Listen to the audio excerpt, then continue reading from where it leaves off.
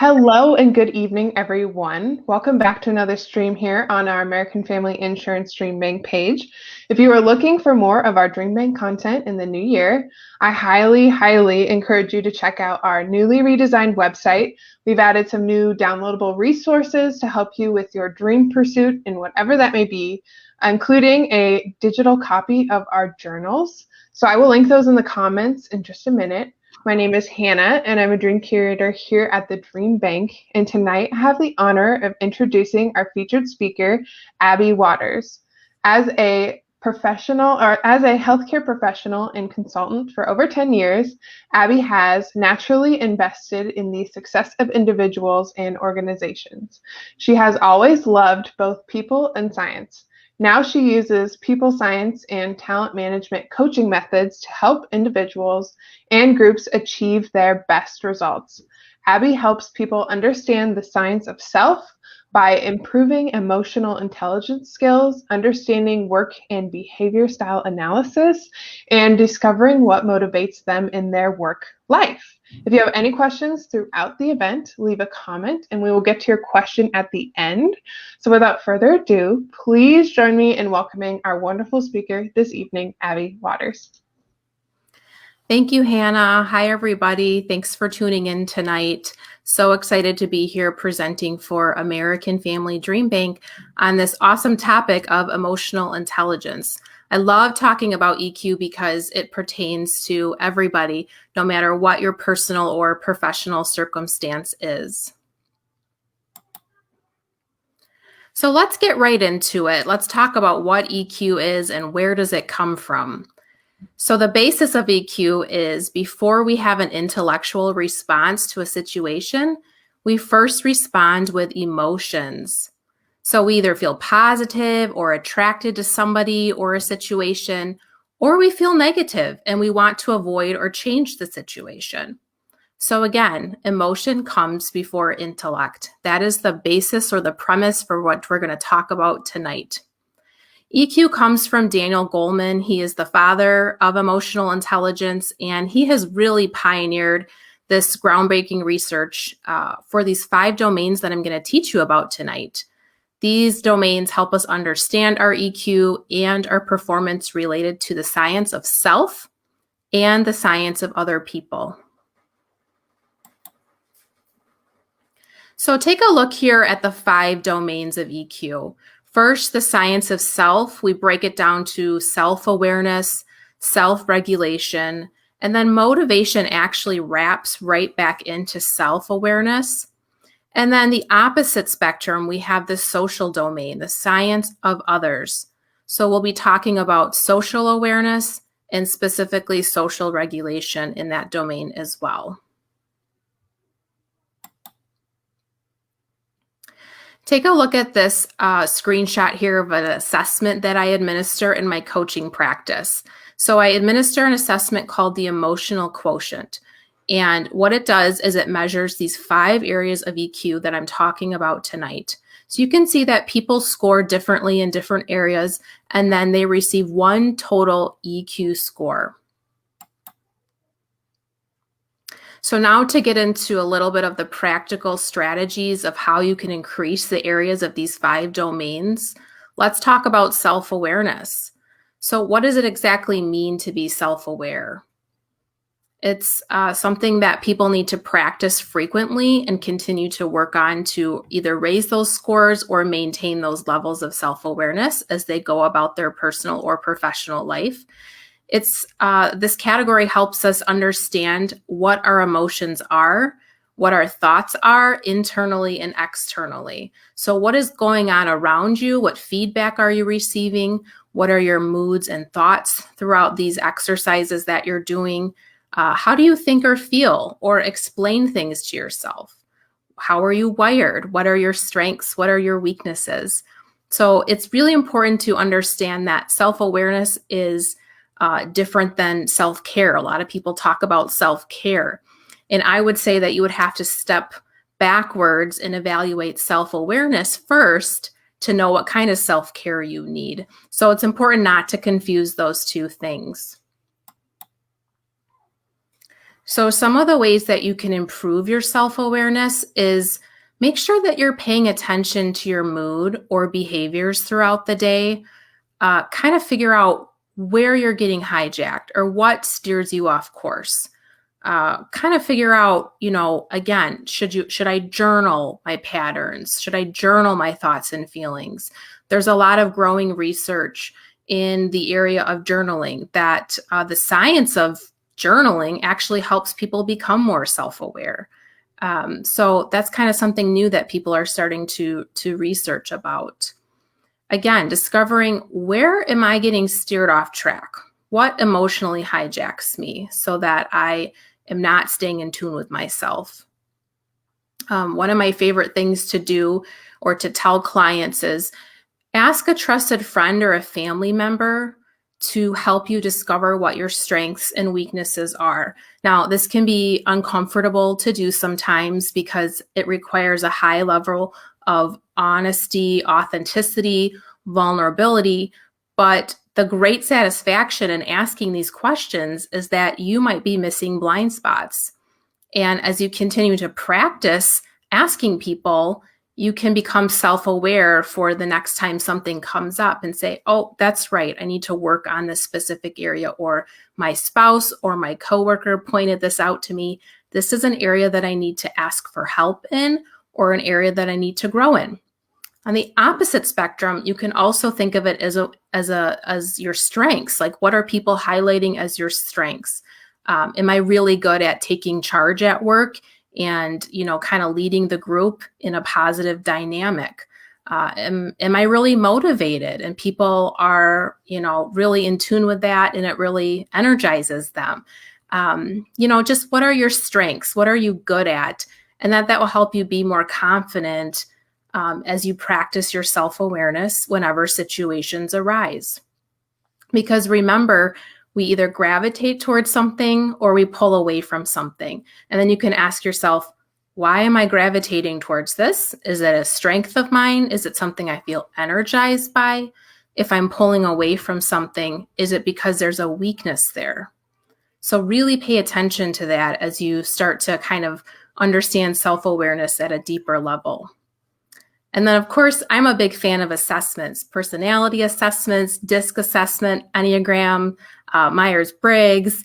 Another assessment that I administer is called the Driving Forces.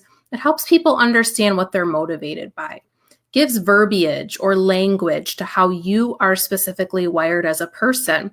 Now, they may not be 100% accurate, but the results are generally pretty accurate, and people greatly benefit from these assessments. And then they benefit from, taking these back to the office or showing them to family members, showing them to your spouse, because it really helps improve your relationships with other people. And then I always encourage people to set goals around self-awareness or EQ. So it's just as equally important to set nutrition or physical fitness goals or financial goals, or maybe you're setting goals to get a degree or complete a certification. How about setting emotional health goals? That's something that a lot of people don't think about, but we're talking tonight specifically about how this area can help you improve yourself, accomplish your goals, and go for your dreams. So don't forget to set EQ goals. Continuing in that science of self, the second category in that for this domain would be self-regulation. And self-regulation really talks about this idea of self-control, this discipline over your emotions. You're essentially able to control or redirect your impulse or your mood, which is really important. People pay attention to people that have high levels of self-regulation. It's extremely attractive to watch somebody who is in control. For example, if you work for a boss who is very calm in the midst of chaos, I would say that's a really attractive feature versus somebody who is always flying off the handle or kind of spilling their guts to everybody, not staying in control of their mood or emotions in front of other people. Kind of is a negative feeling, right? So you want to be around people who kind of self-regulate at a very high level because it's actually calming and it makes you feel like, a lot of positive vibes when you're in the presence of people that are self-regulated. So here's an illustration that I talk about. You can see on the screen there's a glass and it's clear. It has clear liquid, probably just some plain tap water in it. Now I want you to imagine the opposite happening to this glass. I want you to imagine a wine glass full of red wine, or a glass such as this one full of red Kool-Aid. Now, the liquid, the red liquid, actually represents an emotion that you might feel after somebody has triggered you or after something has happened. And so this red represents this strong emotion like anger or fear. And what you don't want to do is respond in the heat of the moment or when you're in that emotional state. That would not be self-regulation. What you want to do is be able to move past the emotion first, kind of clear the emotion first. You've had time to process it. You've had time to think through it. You want to move this glass from red to clear before you respond to the situation. So whether that's a negative person in your environment, whether you received a passive-aggressive email from somebody and you want to just, respond right away, first process your emotion, process why you feel that way, and then wait until your glass is perfectly clear before you respond. That's self-regulation. It's, your ability to control your impulse. Okay, somebody else can't control that for you, but you are in control of that emotion, and how you want to clear it is up to you. Maybe you need to take a walk around the block a few times before you continue a conversation with somebody. So it doesn't mean that you rush the emotion and get through it quickly. It just means that you wait until you can move that glass from red to clear before you respond. Tips for improving this area. Believe it or not, you can remove yourself from stressful or unproductive conversations. This isn't wrong to do. It's not offensive. You can politely excuse yourself from office gossip if that's something that hijacks you in your workday. Perhaps you're around a lot of negative family members. You can limit your time or your interactions with people who, really steer you off track from being productive. This is a tip for self-regulation. Or before you go into an environment that may produce negativity or toxicity, you can kind of prep your emotional state before you go into it. It's a lot easier than just responding again in the heat of the moment. Now, on a personal level, something that really helps people control their self-regulation is waiting to speak until somebody has finished speaking. That's really hard to do sometimes, especially people that get really excited about something. That's something that you would want to work on, is just practicing a pause, waiting, listening, thinking, being deep in thought before you respond to somebody. And let's say you have a conflict with something that happens. Maybe it's on social media. Again, maybe it's an email you opened, or maybe it's a conversation you had. You can ask yourself, hey, in a week or a month, am I going to feel this way? Because chances are you will have cleared that emotion by then, and you probably won't feel this way. So is it worth ruining a relationship on Facebook or via email with somebody? If it's something that you can kind of wade through and wait, ask yourself, hey, what's the worst that can happen right now? Should I wait a while, gather my thoughts, and then continue this conversation with someone? So positive outcomes for improving that specific domain include being adaptable, being flexible during stressful times. Of course, we've had a lot of stress in the last year. So opportunities to practice self-regulation, stay on track, stay motivated to achieve those dreams despite what's going on around us. People that are self-regulated, they know what their triggers are. They know their impulses. They know if they're going to overspend, okay? They know if they're going to eat the whole box of cookies and they shouldn't. So they're kind of aware of these habits that they have and they want to improve them. Again, people that are self-regulated, they have healthy habits. They can manage their stress levels with greater consistency. We all need that. And again, they verbalize or express emotions in a clear, calm manner. So they're speaking in a calm tone. They're speaking with clarity, especially if they had an altercation with somebody. They aren't yelling. They're able to kind of control the tone of their voice and control what they say.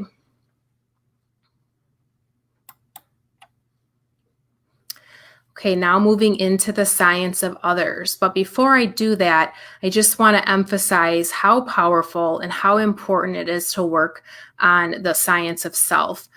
There's this illustration out there that says you can't really help other people if you're not wearing your oxygen mask first.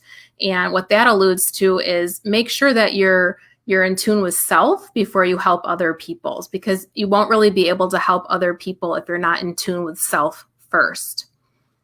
So moving into social awareness, this is that domain that helps us kind of read the emotional state of other people. People with high levels of social awareness, they can walk into a room, they can feel the energy of other people, they can read the room really, really well. They know how people are feeling even more so than the person themselves, and they can read body language. They can just kind of enhance that emotional clarity for people very easily. So one way, if you struggle with social awareness, one thing to consider is this illustration of an emotional speedometer. And you can kind of walk into a room and gauge how people are doing. Are they in the green zone, such as are they happy, excited? Are they ready to go? So if you walk into a conference room, you'll kind of read the energy in the room. Are people ready to have this meeting right now? Are they, kind of in tune with the agenda for the day? Everyone's had their coffee. They're ready to kind of check things off. Are they yellow? Are they somewhere in between? Or are they in the red zone? Are they kind of anxious? Are they angry about something? And then maybe they're bringing that into the meeting with them. The same kind of philosophy works if you're going to a party. Kind of walk into the room of the party and you can read other people. Are they excited to be at the party? Do they arrive angry? Or maybe went to a family gathering and you're trying to read what the family members are feeling in that moment. So your ability to gauge the color of other people will allow you to adapt or respond more appropriately. So if your spouse walks in the door after a really long day and you're like, hey, I have some really exciting news, and you try to dump a lot of things on them at once, but they've had a really bad day and they're kind of in the red zone or maybe somewhere in the yellow, but close to red, you'll be able to read and say, I don't think this is a great time to have this conversation. It might just end up in an argument or feelings might get misunderstood. And so it's really important to kind of table that and wait until maybe they are in the green zone or the yellow zone before you have that conversation. So you want to be able to read people really, really well before you kind of get into high emotional context with people. So social regulation kind of piggybacks off social awareness. And this is your ability to enhance someone else's emotional clarity. So if you're really high in social regulation, chances are people are coming to you often and frequently for advice. You're probably a good listener. You're probably somebody who helps them see that, their life isn't over, or there's always a way to reframe something. Or you're always able to help them see more clearly how they're feeling about something. This is a really great skill to have. This is a skill that you need in order to build friendships. This is a skill that you need to have in order to build a great network with other people. You want to be able to build rapport with other people, whether you work in sales or healthcare or customer service, which is almost everybody nowadays. We're all in some type of customer service. Somebody is our customer. If you struggle to build rapport or trust with people, that's going to come through to the customer. People buy from who they like and they want to know that they're being treated well and that they can trust you. So some tips for improving this area. I like to use people's names. So even if it's a customer service call and someone says, "Hi, this is April from Blue Cross and Blue Shield. How can I help you?" I say, "Hi, April. My name is Abby. Blah, blah, blah. Can you help me today?" So I use people's names. It makes it very personal. It helps people feel appreciated because people really want to be known in their life. And so using someone's name really builds rapport quickly in a conversation. How about the second one there? After a misunderstanding, take responsibility to make amends. This can be very hard to do, to admit that you're wrong or to be the bigger person and apologize. But wow, it really improves the ability to trust somebody or to build rapport when you're that one that takes responsibility for that. That needs to happen more in workplaces. I think employees want to see managers do that more. Or vice versa. I think it really builds trust. So that's something to pay attention to in the workspace. What if you're the hiring manager or you're in charge of something or a company, whether you run a small business or you're a corporate CEO? If you once in a while let somebody else take the lead, this is another way to grow in social regulation, because what you're doing, you're allowing yourself to grow from other people, and then you're allowing that person to grow professionally or personally as well. So that really builds trust and rapport. And then look at the last one, conversing with people on a deeper level. This is something that people are desperate for. They want quality relationships. And because our world is so digitized and so heavily focused on relationships that are on social media, it's important to understand that a Facebook relationship is not a real relationship. At the end of the day, we're wired, as human beings to have a lot of emotion and need a lot of connectivity. And so while we have limitations and restrictions right now, it's important to not lose sight of that, to make sure that you maintain deep relationships with people. And if you can't find that, make an effort to seek quality relationships, even if it's just with one person. That's going to really help you improve your EQ in this area. Our last domain that we're going to talk about is motivation. And motivation is basically the proverbial lightning in a bottle. If we all had motivation, we would be on fire, no matter what that motivation was for. So motivation is a passion. It's a passion to work for something beyond an external drive. So if someone's not paying you, if you're not getting famous from it, you would do it anyways. This is something you truly care about, and it is an art. You have energy to continue to meet these goals or to achieve your dreams. No matter what your mood or EQ state is, you stay motivated. So think about this past year in light of everything that's happened and kind of gauge yourself right now and ask yourself, have I stayed motivated, or have I had to find new ways to invent what I'm motivated by? Because that's a possibility too. And if you're not motivated, chances are you're struggling with self-awareness. Typically on the assessment, I see low scores in self-awareness and low scores in motivation as a massive link. Because if you're low in your self-awareness score, you're not going to know what you're motivated by, because you're not really in tune with self. So tonight we're all about achieving dreams, right? At American Family DreamBank. So if you're not motivated to pick a dream or find a dream, you have to ask yourself why. Now they could be simple things. Could be something as simple as creating a vision board and putting a lot of ideas on there. Maybe you want to read 5 books in 1 year. So one of your goals or something you're motivated by is reading. It doesn't have to be anything big, but it's important to always have something small, okay? It doesn't have to be a large achievement, but there do have to be things on that vision board or things that you write down that you want to go for in life. That's what gives you joy. That's what gives you energy. So if you're not motivated by anything, you'd have to ask yourself why that is. And then you'd have to take a look at self and what does self know and is self satisfied. And then look at the second one, decide what your personal values are.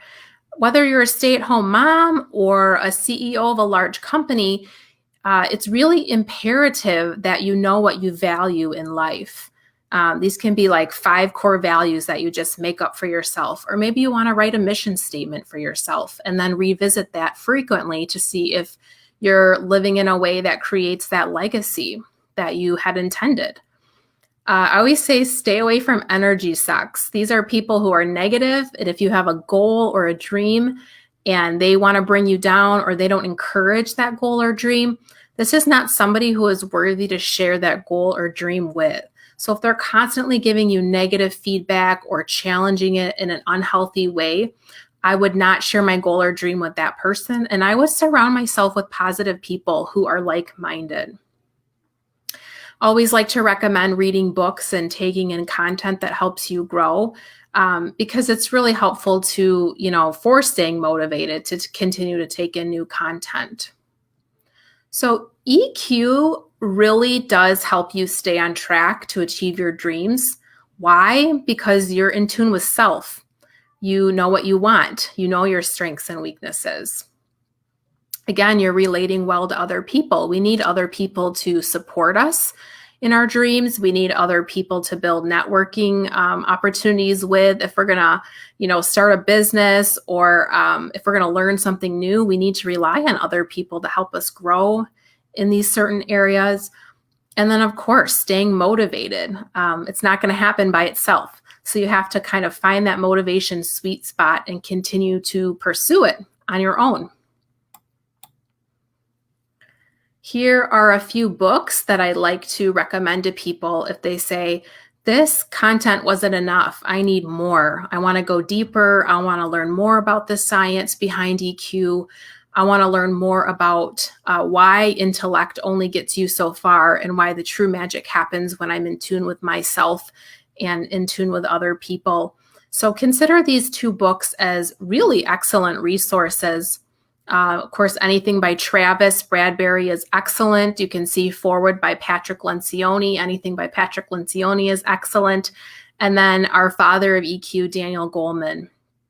And he is still writing and researching and practicing today. So there's a lot of great resources out there from Daniel. So now I think we'll take some questions, and Hannah is going to field questions for us.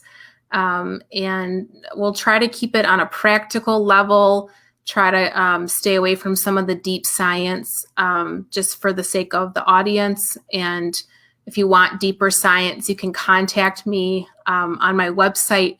If you want to take an EQ assessment and you say, hey, I really want to know how I can grow in this area, or I'd love to know what my scores are, you can contact me through this website here. And there are assessments available on my website. Specifically, the EQ assessment is available that you could even take today or tomorrow if you wanted to learn more. So please don't hesitate to visit that, and reach out if you want to connect on LinkedIn too, or Facebook. I'd be happy to meet you. And Hannah, I think I'll stop sharing my screen, and we'll field any questions if anybody was able to type any in the chat. Okay, absolutely. Okay, so the first question was, question on self-regulation. So sometimes in like the workspace, people can say that you need to address an issue quickly, because if you let it linger, then sometimes you never address it, but that kind of goes against a little bit of self-regulation. So do you have any tips and tricks on how to handle that? Great question. I would say if you are the person who is going to address that, you want to make sure that you're in a clear state. So again, going back to that glass concept, making sure you're in that clear state before you do address it. So maybe you have to let it wait till the end of the day before you speak, maybe the next day, because you want to make sure you give yourself time to get in that really, really positive state where you're able to articulate how you feel. You're able to speak in a calm and clear manner. And that just depends on the person or the situation. It's important to not let too much time go by, right? Like you don't want to wait a month from now to address it, but wait till you're clear. And sometimes it can take a couple of days if the interaction was really negative. And so just give yourself a little bit of space and time to figure out how you want to do that, but don't react right away. It's good to take time and pause. Okay, we have another question from Cheryl, and she said, what steps do people with emotional intelligence take if they live with a constantly negative person? So they don't lose their patience and can respond without taking too much time to evaluate. That's a great question, Cheryl. It's really important that you give yourself credit for being so self-aware that you're in a constant state of, an environment of constant negativity. So you're aware of that. That's the first step. You're recognizing that that's affecting you. The second thing is nobody is in charge of our emotions except ourselves. And so I find a lot of power in that I'm the one who's able to harness these emotions in the way that's appropriate for me. I would use that strategy that we talked about, removing yourself from unproductive conversations if you can, limit the interactions. You can also put boundaries in place. That's something I teach on specifically. I have classes specifically on boundaries that I teach. And it doesn't really go into EQ like in the domains, but I think it's really important to state to that person, how are you feeling when they talk negatively? And, maybe limit your interactions or your time if you can. Okay. Another question we had was, what was your groundbreaking discovery when you first started learning/teaching about emotional intelligence? Great question. I actually talked to Hannah about this a few minutes before we went live, that I only started learning about EQ in the last year and a half. So I'm fairly new to coaching EQ. But for me, it was having terminology. I knew I had struggles in certain areas, but I didn't know the lingo or I didn't know the verbiage. And once you kind of connect that verbiage to what you're struggling with, you can kind of have some not only a higher level of awareness, but a higher level of power over it. And for me, I know that I struggled with self-regulation the most when I took the EQ assessment. That was my lowest score. And so now I can kind of use the strategies to grow in that area and then be aware of the times that I'm not practicing self-regulation, that I know what it is and I can put a name to it and I can kind of combat it with those strategies. Good question. Okay, another question we have was, throughout the steps of gaining emotional intelligence, what do you find people struggle with the most?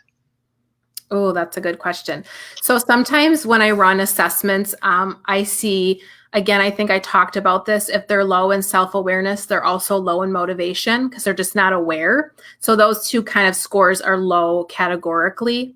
And then I'll get people that are really, really high in the social domains, but they're lower in the self domains. So some of us are naturally socially in tune with other people.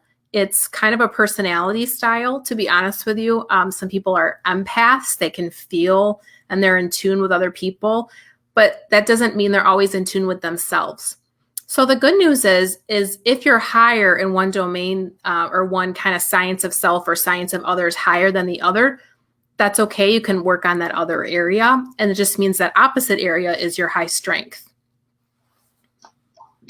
Okay, I wanted to share a few of my own takeaways from this event because I was writing notes like a crazy person. And if anybody has any other questions, feel free to leave them in the comments and I'll get to them when I'm done. But I really appreciated your tip about not sharing your dream or your goals or where you want to go in life with negative people. We know through DreamBank's research that if you write something down or if you declare your dream, you're 40% more likely to achieve it. But we also recommend that you don't share it with people who are going to beat you down about what you're passionate about. So I love that tip.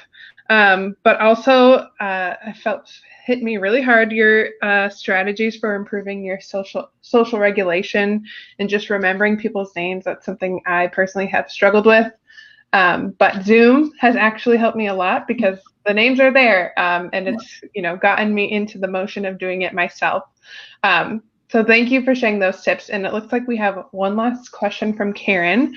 And she says, how long does it take for a person with poor EQ to turn around with your training? That's a good question. I think it depends on how motivated the person is, Karen. Usually clients that, kind of they're all over the spectrum. Sometimes I walk into large organizations and people are very reluctant or very skeptical of EQ training. Sometimes people feel shame if they see that they're lower in a score than they wanted to be. So it depends on the motivation of the person. If they're really invested in this and they're willing to do the work, it takes time, but it's really worth it. And I think the one thing I can say about EQ versus a lot of the other things that I coach is you can't really change your personality or your DNA, or you can't change your IQ. I can't wake up tomorrow and have the same IQ as Bill Gates, no matter how hard I try. But the one thing that is easily changeable is EQ. It's the one science that we are able to kind of harness and practice and work on. And it's totally worth it. And so the answer to that question is it's really up to the individual. And sometimes people raise their scores 6 months later. They'll practice the strategies. They'll kind of start becoming more aware of themselves, more aware of other people, start to practice the strategies, and they raise their scores within, a couple of months, and they're really happy with that progress. So the answer is it depends on the individual, but I think if people are motivated, they take off really quickly. Great question. And then a quick follow-up to that one was, are all your trainings one-on-one? No, in fact, the majority of my trainings are with large groups and larger organizations. I coach for a lot of the UW schools around the state of Wisconsin. I work for nonprofit agencies. I work for, obviously DreamBank, who would entertain just a dialogue without the assessments. And I have some small groups that I do virtually as well for professionals or just people who want to grow in this area. And so it's not just individuals. I'll take 5 employees up to 50 employees, depends on what the needs of the organization are or who really wants the training. Okay, I know I said one last question, but this is a really good question. So I want to make sure we ask it. So this question is about removing negativity from your social media platforms. Mm-hmm. And this specific person said that they had been trying to remove people who had negative attitudes from their social media platform, and in doing so, the person who they removed reached out and asked them why, and that caused that person a lot of anxiety. So the question kind of is what's the point of clearing negativity if it turns around and makes you more anxious in the end? That's a fantastic question. So first of all, social media is not real. People have to remember those are not real platforms to have. You're not having interactions that are really healthy or really real. So it's important to establish that. And so if you're having anxiety from social media, I would say definitely remove people. That's a great way to do it. I don't think you owe anybody an explanation if you remove them from your social media. However, if it is a close friend that you've been friends with for a very long time and you have a quality relationship with them, that's worth a dialogue. But if it's just an acquaintance and you realize, I don't think I really like this person based on the content they're sharing, this is not a quality relationship that I'm going to seek out in my life, you don't really owe them an explanation as to why you removed them. If you want to, you can just say this content isn't for me. I wish you well. It shouldn't really cause you anxiety because you're in control. Again, you're in control of what you see, what you take in. When you're scrolling through your phone, if you don't like something, you can use the unfollow button. If you're on LinkedIn and something is offensive, you can, remove that notification. Just remember this. The way that we're going in our society, in the studies and the research we have about anxiety related to devices and socialization being digitalized, it's really sad. It's really sad what it's causing people to feel, that anxiety and that pressure. And it's almost like you can't have real conversations with people. They're very heightened about if you're your friend and if you get a like or a love. I know it's really hard, but it's not real. So you don't owe anybody anything on social media. That's a fake platform. I think it does help to build rapport if it's a business or, if you're, staying in touch with family or friends. But again, if it steers you and hijacks you emotionally and the content is negative, that's not worth it. It's okay to unfollow or unfriend. And if you want to give a reply or an answer, that's definitely up to you, but you don't owe anybody that. That's for sure. Okay. I appreciate you answering all those questions, but also for taking time out of your busy schedule to be with us today, Abby. I know I personally learned a lot, and there have been a lot of comments of people saying they have as well. So thank you for joining us, and thank you to everyone who tuned in with us tonight. We have more events coming tomorrow. I believe we have 3. And in the evening, we're interviewing some UW women hockey players as well. So that would be a really fun event to tune into if you have the opportunity to. Otherwise, we will see you all again soon, and have a wonderful evening. Thank you, Hannah. Thank you. Bye, everyone.